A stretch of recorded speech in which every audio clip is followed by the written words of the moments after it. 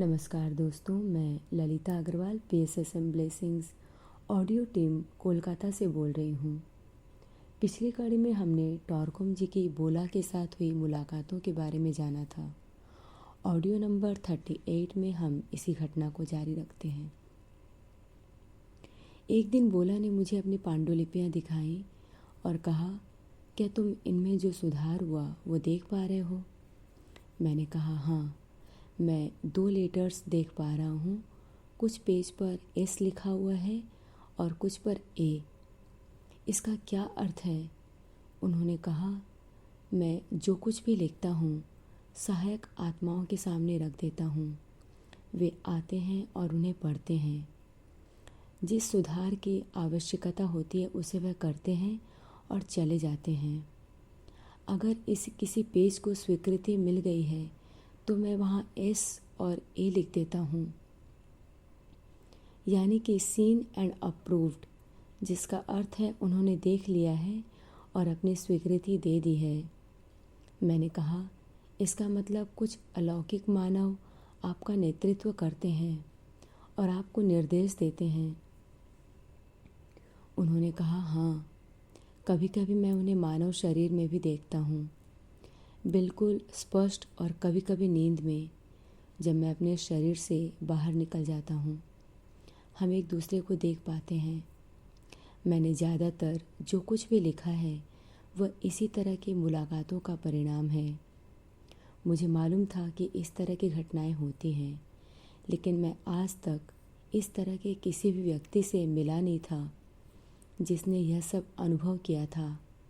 आज मेरे सामने वह व्यक्ति था जो दृश्य और अदृश्य के बीच में खड़ा था।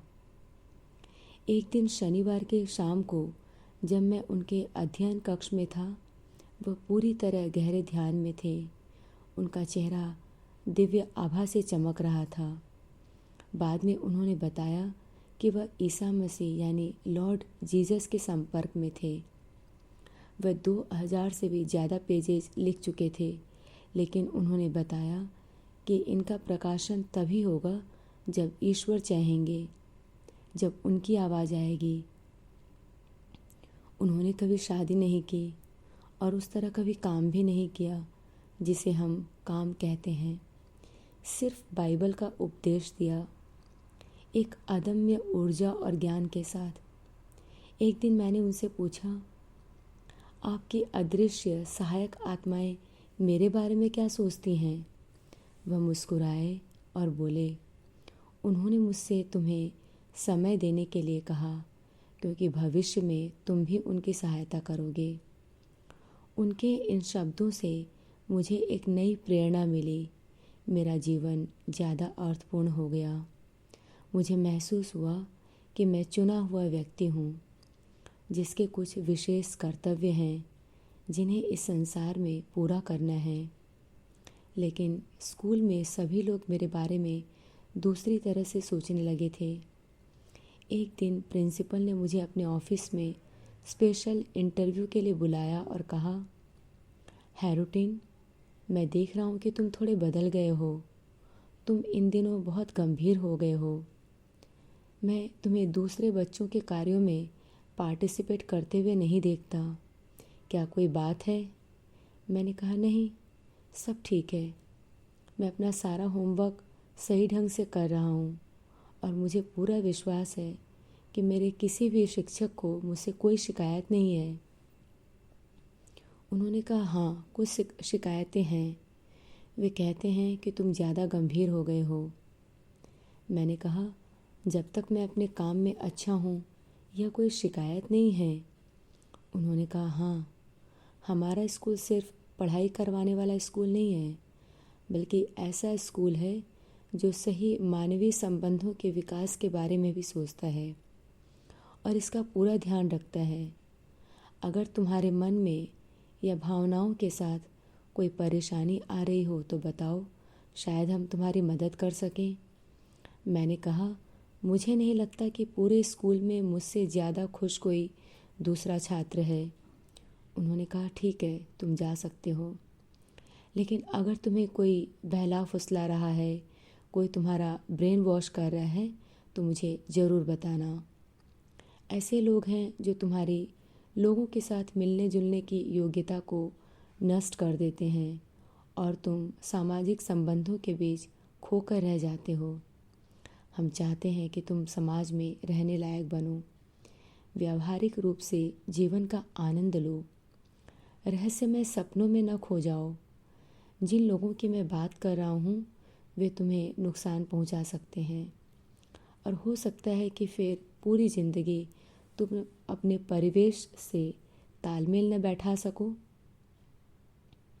दूसरे दिन मेरे एक दूसरे शिक्षक ने भी मुझे बुलाया और अपने पास बैठाते हुए उन्होंने सीधे मुझसे पूछा, इस स्कूल में क्या तुम्हारा कोई दोस्त है?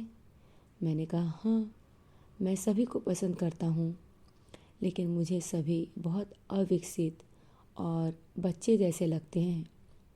उन्होंने पूछा, किस तरह? मैंने कहा, जिस तरह वे किसी चीज़ को चाहते हैं, जिस तरह वे किसी कार्य को करते हैं। मैं उनकी ज़िंदगी की कोई दिशा नहीं देखता, वे सिर्फ अपना समय बर्बाद कर रहे हैं। उन्होंने कहा, तुम ऐसा क्यों बोल रहे हो? वे सभी हाई स्कूल से डिग्री लेकर विश्वविद्यालय में जाएंगे और समाज के महत्वपूर्ण सदस्य बनेंगे, जिनके पास प्रभाव होगा, पैसा होगा। और हमारा लक्ष्य है कि हम छात्रों को इस तरह तैयार करें कि वे संसार में सफलतापूर्वक और आनंदपूर्वक अपना जीवन व्यतीत कर सकें। मैंने कहा, मेरा मानना है कि लोग इस तरह की सफलता में, इस तरह के हालातों में खुशी नहीं प्राप्त कर सकते।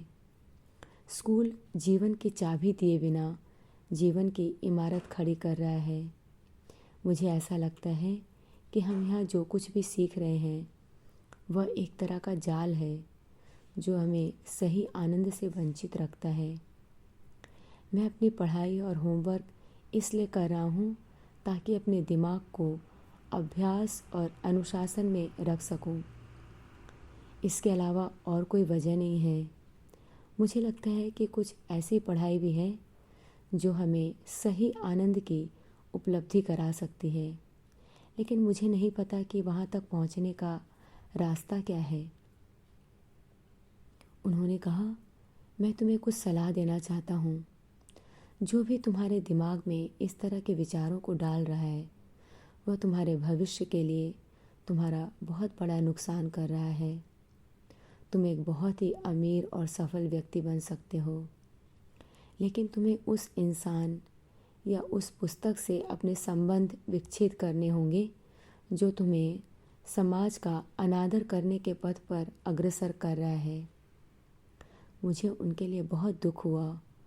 वह बहुत ही ईमानदार शिक्षक थे, लेकिन मुझे लगा कि उनमें समझदारी की कमी है। शीघ्र ही मैं बोला के पास चला गया और उन्हें सब कुछ बताया। स्कूल में लोग मेरे व्यवहार के बारे में क्या बोल रहे हैं। थोड़ी देर रुककर उन्होंने कहा, पता है, मुझे बहुत ख़राब लगता है कि मेरी वजह से लोगों को परेशानी हो रही है। मेरे उपदेश एक आग की तरह हैं। जो लोग इसे सही तरह से समझते हैं और वैसे ही जीने का प्रयास करते हैं, उन्हें इस संसार में दुख भोगना पड़ता है। क्रिश्चियन होना इतना आसान नहीं है। यह पीड़ा, दुख और परेशानी का जीवन है। और कभी कभी मुझे उन लोगों के लिए दुख होता है जो जीसस के उपदेशों को मानते हैं, क्योंकि वह साधारण जीवन के सुखों से वंचित हो जाते हैं और एक दुख भरा जीवन व्यतीत करते हैं। कभी कभी मैं चाहता हूँ कि लोग साधारण जीवन जिएं और चले जाएं। शिष्य का जीवन जीना बहुत कठिन है। यह इतना कठिन है कि अगर तुम स्वयं स्वयं इसका अनुभव न करो तो इसकी कल्पना करना भी मुश्किल है। तुम संसार के ज्वार के विपरीत जाते हो। जिस तरह लोग अपना जीवन जीते हैं तुम उसका समर्थन नहीं करते और फिर वे तुम्हें विभिन्न नामों से बुलाने लगते हैं, क्योंकि तुम्हारे नैतिक मूल्य उनके नैतिक मूल्यों से अलग हो जाते हैं। इस ब्रह्मांड में दो रास्ते हैं, एक जो घर की तरफ जाता है, दूसरा जो जीवन की मरुभूमि की ओर जाता है।